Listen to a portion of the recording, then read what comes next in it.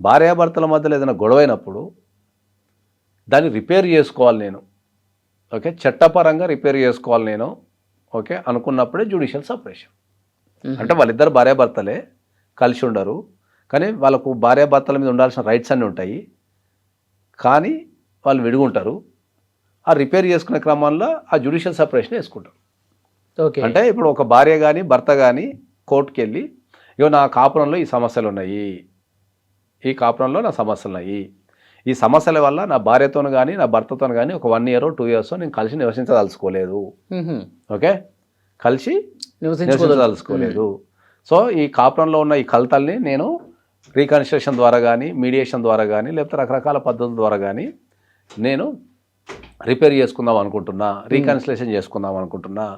కాబట్టి నాకు judicial separation కింద ఒక 1 year 2 years నా భార్యకు కానీ భర్తకు కానీ విడిగా ఉండే అవకాశం ఇవ్వండి అనేదాన్ని జ్యుడిషియల్